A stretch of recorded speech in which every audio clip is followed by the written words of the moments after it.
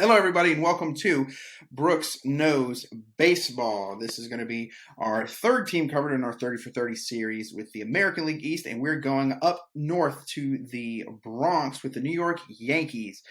New York Yankees, let's go a little team history real quick. They are the most successful franchise in baseball history. They're immortals. I do not like the Yankees. I will not be shy about that. But they are the team with Ruth, Gehrig, Mantle, DiMaggio, Berra, just every superstar you can think of. Thurman Munson was there, Bernie Williams, Mariano Rivera, and just they're the team forever. They haven't had a losing season. Their last losing season was over 30 years ago, which is just crazy to think. It was 1992. This is before I was born. It's a couple years before I was born. So, 1992, they were 76 and 86. But since then, they have won 4 World Series. They have made the playoffs every year with the exception of 93, 94, 08, 13, 14, and 16. Since 2017, they have made the playoffs every year. One thing, though, for the Yankees, they have not won a World Series since 2009. So it's been a while. And if you're a Yankees fan with, was it 20, 27, 28 World Series? 28, right? Or 27? For me to count. I think it's 27. 27 World Series, not it's 27 World Championships, 40 pennants, 58 playoff appearances, over 10,000 wins. They have been playing for 120 years, though. So, but still, they are the team. They're the Cowboys of baseball. People love them or they hate them. You're not in between on the Yankees. Aaron Boone is their manager again. He really hasn't done anything apart from make the playoffs every year he's been there. But again, in the playoffs, he hasn't done anything. They haven't advanced past. I mean, they've made they made the ALCS in 19. They lost 4-2. They made the ALCS last year and got swept. It's the Yankees. What else can I say about them? But you know what you do got to say about them? Brian Cashman, love him or hate him, he hadn't got any World Series wins lately, but their farm team stays productive. They didn't have a rebuild. Every other team has to go through a rebuild. They didn't. They did a retool. Wait, before you say about Cashman. Pardon? Before you say about Cashman, I'm looking at their depth chart right now. Yeah, look at their depth chart. 1, 2, 3, 4, 5, 6, 7 of their 9 starters were not homegrown. Are not? So how good is they're not? He's good enough to get them there. He takes people that he gets in a farm system and trades them to get what he wants. That's what I think some other teams may start doing here. You got to look at it. But, hey, their biggest star, he's homegrown. Aaron Judge. Bigger star physically, yeah. and currently one of the best, if not the best player in baseball. I mean, I don't think he's the best player in baseball. He's pretty darn close, but we'll get to that. Yeah, we'll get to that argument later. Okay. So yeah, go ahead. I'll let you take it away. Start us off here and let us know what you think about the Yankees, and we'll go position by position like we always do. Their signings, they got Carlos Rodon, left-handed pitcher, who's good. He's, do you realize he's a 2-pitch pitcher? I didn't know that. I was doing some research. He's fastball and slider, but they say he's good. They got Tommy Conley. He was Dodgers. I think he was there previously. They lost, Chapman, but I think Chapman. He ran his course there. Chad Green, he was hurt most of the year, so then they lost him, but they didn't have him last year, and they got pretty far. Benintendi, I was kind of shocked they let him go. Matt Carpenter, Mr. out of nowhere, really hit good last year. He went to the Padres. They lost James Taillon. Went to the Cubs. Miguel Castro left, went to Arizona, relief pitcher. And as we get started, okay, I'm ready to go down there. I'd say the rookie to watch on that team is Oswald Peraza, the shortstop. His tools are great across the board, above average, good fielder, good power, plus glove. So, yeah. I think with the Yankees, you can't start with them without really discussing their rotation. That's arguably none of it. None of it's bad. They didn't draft. I mean, they signed him. Well. That's what people hate the Yankees, though. I'm going to go off on a tangent here. I do not like the Yankees, and I'm really having to censor myself here. They didn't. They outspend just about everybody. Hey, the other Dodgers can do it. Mets obviously can do it. The Red Sox can do it. Washington. But let's go ahead and let's go ahead and talk to him, talk about him. So we got Garrett Cole. With Garrett Cole, he hit 13-8 last year with a 3.5, 33 starts, 200 innings. His WHIP was over 1. Yeah, he's not the best pitcher, but he's a darn good pitcher. You know what you're gonna get with him every year. Then you got Carlos Rodon, who had 14 wins, 8 losses, a 2.8, 178 innings, again over 1 WHIP. Then, surprisingly, statistically the best pitcher on the rotation, Nestor Cortez had a 2.4 in 28 starts. He doesn't pitch many innings. 28 starts is 150 innings. He's kind of a junk baller. He uses different arm angles, different arm slings. I don't like how it's almost like he's making a mockery of the game when he sits up there and shakes and does that crap. I don't like that. He do it with the time pitch clock now. He can't do it this year, so I think he's going to take a step back for sure. But they just signed him. Didn't they sign him to a pretty sizable deal? I don't know, but I do know this. My 50-plus years of watching baseball, generally guys who don't throw hard, they fizzle out. There's exceptions to the rules, but I wouldn't shock to see a major backup here. He avoided arbitration. Should have given with over $3 million contract, which basall terms of nothing. I wouldn't. And the next starter, I think, will be Severino. If he's healthy, he only 100 innings last year. Had a 3.1 ERA. Montas isn't Montas out for the year? Yes. But the thing about I don't know if I. Oh yeah, here it is. Severino, he had a 1 WHIP, which is good. Like I said, 3.18 ERA, but he only goes like 5 innings average per start. Maybe that was because he's coming back. I don't know, but a guy like that will wear out your bullpen. Probably Rodon. I can't see him going deep in a lot of games. No, and then Cortez doesn't pitch hardly any innings from what it seems like. He pitched just 6 starts less than Garrett Cole, but roughly 50 innings less. Yeah, and that saved. But who do you think is going to be the next starter? It's going to be. I'm looking up here, and what people are saying is going to be Domingo Germain. Yep. Him, or what about Clark Schmidt?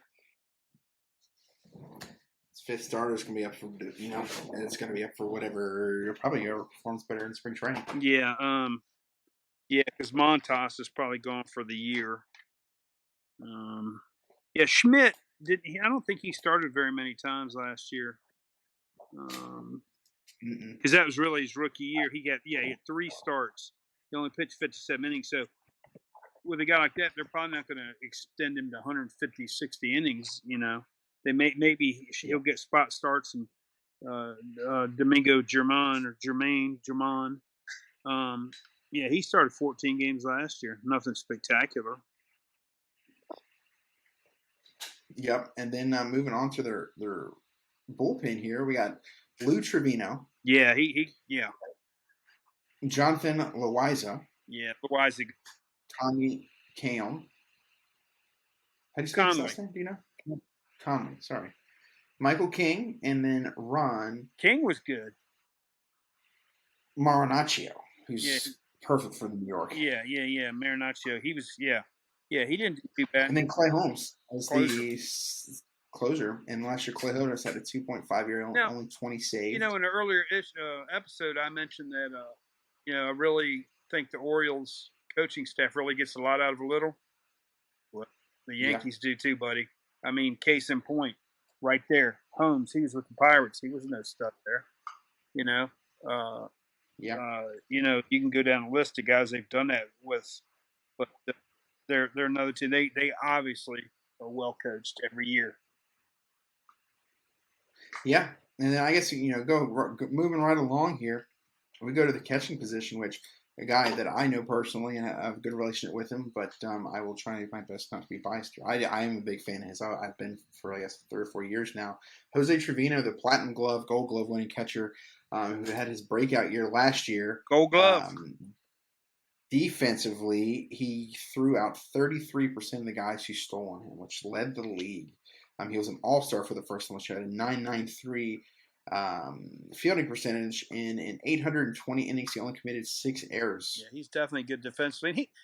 I think for the most part, he was batting better than that until right at the end, you know. It's 248. His career average is 246, so it's right. It's right at where he's at. Yeah, if you can get a Gold Glove defense out of a guy and throwing out people like he did, and just hit 248, that's not hurting you, you know. Well, he's not even the best catcher in the league. They got plenty of offense. Yeah, no, he's not. Yeah, no, he's not. Yeah, well, yeah, you don't need to have super duper production out of him. You just need to, you know what you're going to get with him. I remember he's telling me he won Gold Gloves, and the minors coming up everywhere as well. He's a Texas guy too, so you got to like that, and he's a hockey fan, so I know. So, Jose's going to be back there for his sake. I hope for good health for him. Yeah, and I guess the backup be Higashioka again. Or Ben Rortvedt coming back. He was hurt. Rortvedt can't hit a lick. I remember him in the Twins organization. He just cannot hit. He's all bark and no bite. If you know what he looks like physically, you know why I'm saying he's a little guy. Well, he's muscle bound. Is what I mean. Right. But with that being said, let's see what he does with into his second year with Yankee coaching. He may be. I mean, he's not going to be 300 hitter probably, but he may be improved. You know, they traded for him for a reason. Well, I think they really wanted to get rid of Sanchez. Well, no one else. And I think they thought Donaldson was going to be more productive for him. Donaldson didn't do jack for him. Well, we'll get to Donaldson in a minute, and I got some feelings. We're moving on to first base. I have some feelings on that too. 33-year-old, rapidly declining first baseman Anthony Rizzo, who last year hit 224. He did have 32 His Ks were up. Yeah, well, he's 33 years old now, and based on our projection at 33, they fall off big time. I mean, he hit 224. Come on, I know he's got some power, but I mean, when I was growing up in older days, 224 hitters would cut it. That's ridiculous. No, well, the year before that, he only hit 248, 222. So he's been bad, and then last time in 2019 he hit good, but he was on the right side of 30 then. So since he hit 30, basically, like all that we did hundreds and hundreds of projections of players from the past. Once they hit that 30 mark, especially that 33 mark, they fall off massively. He's not rebounding. It's not. You might get. I think you're going to get 25-ish home runs from him, but you're going to have a 215 average. Right. How productive is that? Well, you have hitting all around this lineup. Average, no. I don't think they're going to. There's not many average hitters on this lineup, but they have power. Well, and they have a good rotation. Well, let's go. Let's go projected starters the rest of the infield. Then there's one name I need to bring up. Well, let's go to second base then. After or do you have anything to say on Rizzo? Anything to add? No, I'm not impressed.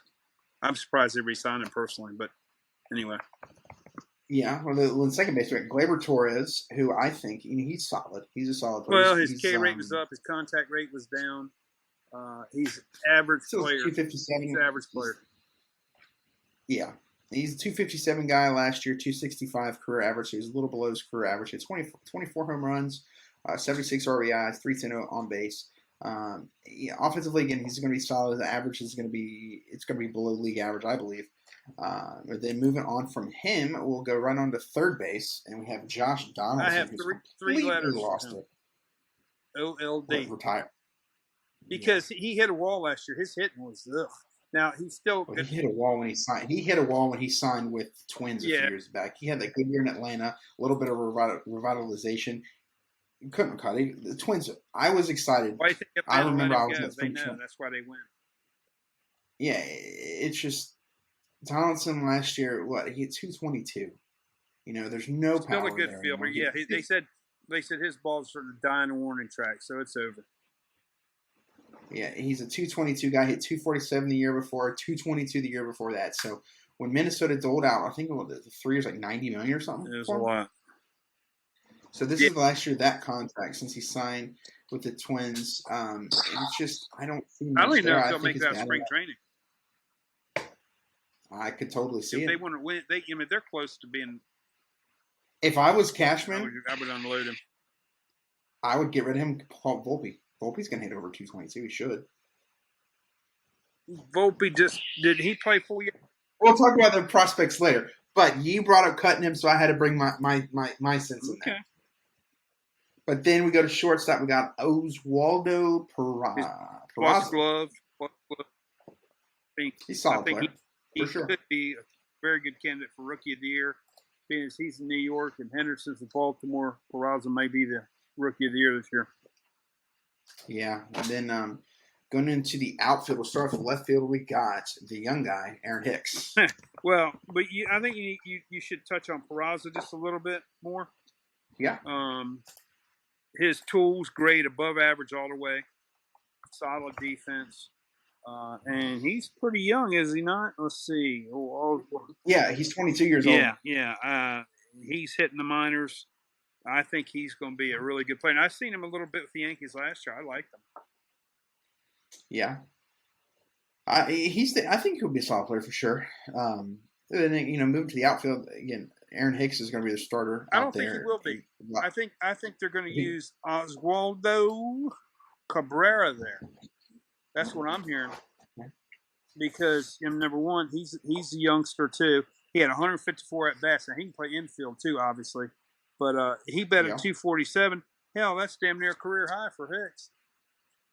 Well, Hicks the last 2 years is barely around the Mendoza. I'm surprised he's under it, and last year was like 216, I believe. I'm surprised he's still there. I liked him as a ball player, but he's never hit what I thought he would. No. And then at center field, you have Harrison Bader. Yeah, let's wait to see him a whole year before you say anything bad about him. I like Bader. He doesn't hit. He's a 245 career guy. He's had seasons where he hit 205 and 226. He hit 217 for the Yankees last year. But he was hurt a lot with them. Now, that being said, I believe he's a Staten Island guy. He's going to produce up there. Watch. And look in the playoffs. Did he not produce in the playoffs? He hit like 5 home runs. He's an elite defender. I've always liked him. He's a Gold Glover one time. Yeah, he's a Lenny Dykstra throwback. Eric Burns. He's kind of like it's Eric Burns. Huh? Yeah, Eric Burns. Dykstra. He's that kind of player. So I always liked him a lot. But anyway, I think he's okay. I don't think if he stays healthy, I think he'll be a 250, 260 hitter. Honestly, on that team. Yeah. You got a lot of help there. Yeah. Then we'll keep on moving down the line. We got Aaron Judge and then Giancarlo Stanton. Let's touch on Stanton real quick. I'm just kidding. Let's touch on Judge. So Aaron Judge, we have the reigning MVP. He had a solid year last year, I'd say. What do you think? Absolutely. And then did you realize he's an elite defender too, man? I mean, how many times have I watched him? I've been watching the game and him reach above the outfield wall and grab a ball. But he is an elite defender. Well, that helps when you're 6'7". Right. He's a good player, good guy. You can't begrudge the guy. I mean, he did a heck of a job. I mean, he's a great ball player. So, in 1,124 innings, how many errors do you think he made? I don't know, but it isn't many, probably.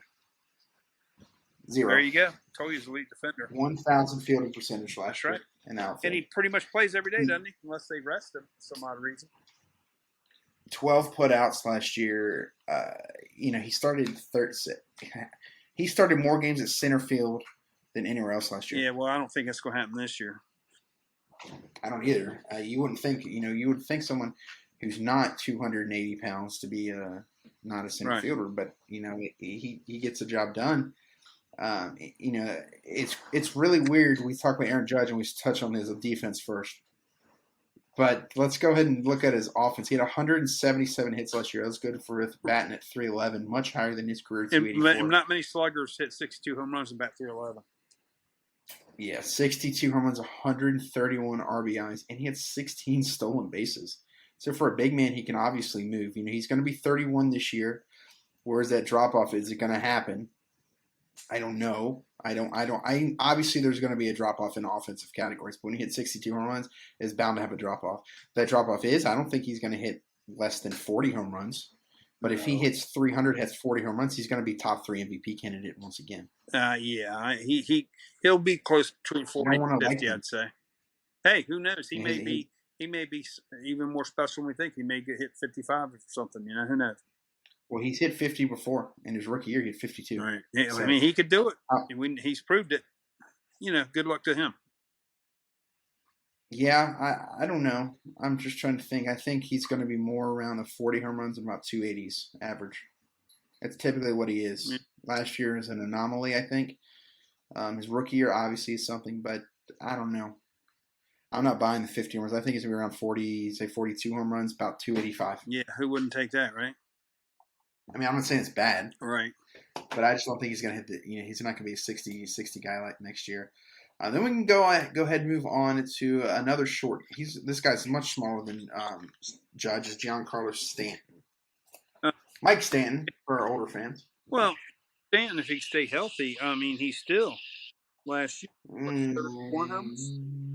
He's 31 homers at a 211 batting average. So you're not getting his WAR was not even 1. Is less than 1. Well, he's not. Yeah. His slugging percentage since 17 dropped from 631 to 462. But he's not a good fielder. He doesn't hardly play in the outfield. But when he does, he's watch 9. He comes to bat. Does he not strike fear in your heart? Absolutely. Yeah, but okay. To me, there's one major name we haven't mentioned. Who's that? DJ LeMahieu. That's right. Backup now, DJ LeMahieu. Now, what about putting him at third and just letting Donaldson go? I just don't. Donaldson's. I liked Donaldson, but as a player, I liked him for 2 years. Yeah, I think he's done. But yeah, LeMahieu won the Gold Glove last year. There you have it. He should be. He's a hell of a hitter. He only hit in 2020. He only hit 364. Yeah, poor guy. Lifetime. He's lifetime 300. He's had right. 297, right there. But the last 2 years he's fallen off. Hadn't he been hurt a lot in and out of the lineup, moving around? Well, in 21, he had played 150 games, and his batting average fell 100 points roughly. Well, another guy still strikes fear in my heart when I see him up there. If I'm pulling against you. Yeah, not power though. No, he's never been a big power guy, even in Colorado. But he's a hitter. He hit 26 home runs his first season as a Yankee. I don't know what they do. I think they juice the balls there. They coach him. Because how do you go? How do you go from not hitting more than 15 home runs, having seasons where you're playing the whole year in Colorado, hitting 2 home runs, 5 home runs, 6 home runs, to go to New York, hit 26 home runs? I don't know. They got that little league outfielder out there. That's what happens. I mean, right field, yeah. The league wants them to do good. They're right down the street from league offices. Yeah, that's another subject for another day. No, let's touch on it. We got a couple minutes left. Let's touch on it. No, I don't want to get into that. I think they're doing something up there because that don't make any sense. I've just looked at this. I've never realized that before. What sense does that make? Hey. You have guys who you'll have like Matt what Carpenter. Was it? For Matt Carpenter, yeah. Goes there and he's Jose Trevino Jose Trevino was nothing. You never heard about him because New York is an all-star. Gold Glover. I like him and I'm rooting for him, but it doesn't happen. I know. I agree. Something's up, no. But they don't want to. They don't want to talk about it. They think in like 30 years of winning, that's impressive. Come on. 30 that no other team in any sports across the nation, the world. One of the most successful franchises, the second most successful sports franchise in the world, Manchester United, hasn't even had that much success. Nope. And in English soccer, it's the same 3 teams winning every year usually. Pretty close. So, something's going on. It has to be. It just doesn't make sense. It does not make sense that they're good every single year. Guys have career years when they go there. Matt Carpenter's a useless bum who hasn't done nothing since 2011 in the playoffs. Yeah, let's see what he hits. And he's old. And he comes there, and he hits more home runs in 50 games, and he hit his whole career, his best career year. You think he'll even make it through the season with San Diego this year? No.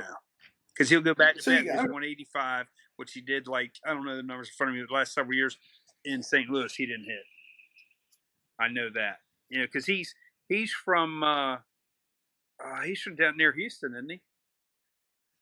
I know he's from somewhere down there in Texas, but anyway, because I always kind of pulled for him. Cardinals are a team I always kind of 15 home runs in less than 50 games. He hit 15 home runs. Okay, let's take a look at his numbers in the previous years. Last time he's hit 15 home runs or more than 15 home runs was 2018. Yeah. And he played 156 games. So in 47 games, he had as good a season. The year before, they hit 3 home runs in 130 games, hit 169. But all of a sudden, he comes to New York and hits 15 home runs and bats 305. So he improves his batting average by 150 points roughly. It doesn't make sense. It does not make sense. I have to agree with you. Nothing anyone can make it make sense. I think we do a whole episode on that very subject, but that's a touchy subject. Well, the league thinks they're better when New York's better. It's just like the NFL. They get on their knees for the Cowboys and do whatever they can just to make sure the Cowboys are good because they think it's better for football. It's better for baseball if the Yankees are winning. It's not better for the baseball. I would rather see Cincinnati playing against Arizona. Okay, that one makes sense. I'd rather see Cincinnati playing the Texas Rangers in the World Series and see New York play the Dodgers in the World Series. But the league would go splooge all over the wall if they could get. Let's go. We can do a whole episode on this later because you know how anyway. I feel.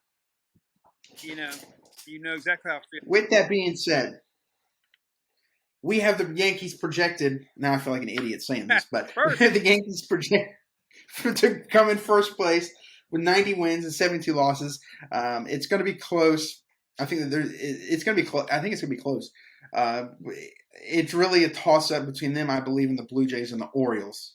I think all three of them a couple games go one way, and the Orioles could be at the top. We know we projected the Orioles yesterday to finish third, but we only have 3 games down here. So those 3 games over 162 games could be somewhere. So with that being said, in the playoffs, based on our projections, we have the Yankees facing the Orioles in the divisional series, and we have the Orioles winning.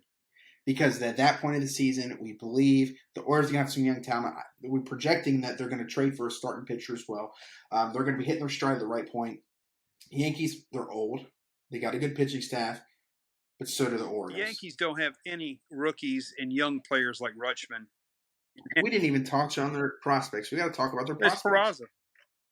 And then Cabrera. Well, that's what I think. And your buddy Volpe. Well, you got to talk about Anthony Volpe and Jason Dominguez. Not impressed. Well, Dominguez, okay, yeah, he's young. He's a ways away. Dominguez is he's little, but he's thick. And I don't want to say that to some, but he's big. He's muscular. He's going to be something else, I'm pretty sure. But I hope so. Yeah, like I said, he's a physical specimen. He's got a lot of Aaron Judge type traits, power. Foot smaller, bat speed. Top of the scale bat speed, strong arm. But again, their farm system, they have those guys. Volpe's shot up a couple years ago in A-ball. He was hitting like 360, I believe, super high. What did he hit in AAA last year? He didn't hit good. He had a fall off. The Yankees are only rated 17th best farm system, so the bottom half as well. Right, but yeah, well. Also take into account they always overvalue Yankee prospects. I feel that way too. I remember when they got Dominguez when he was like 16. Yeah. They're saying this Babe Ruth. Mm-hmm. Babe Ruth. I know. So I'm getting mad about this because I think people. All right, I can't stand them. I was trying to be unbiased, but if you're watching this, I cannot stand the Yankees. I hate the Yankees. I hate New York. I hate everything about that team. Really I hate them in football. I hate them in basketball. I hate every sport about it. I do not like New York City. Mets are the best team in New York. I'll say that, and that's what Yankee fans deserve, to be the little brother for the first time in New York. And get ready for the playoffs when the Orioles come in there and beat you in the Bronx with Grayson Rodriguez, Gunnar Henderson, Adley Rutschman. With that, we'll sign off for tonight. Come back, join us tomorrow, where we're going to be talking about the Tampa Rays, another low-spending, high-upside prospect team. John, I'll let you just sign off for this one because I think I should take myself out. Yeah, you need to go take some kind of something to calm you down. I'll send you that Yankees jersey you wanted. That's all for now, folks. See you next time on Brooks Knows Baseball when Jeremy's calm. Good night. Bye.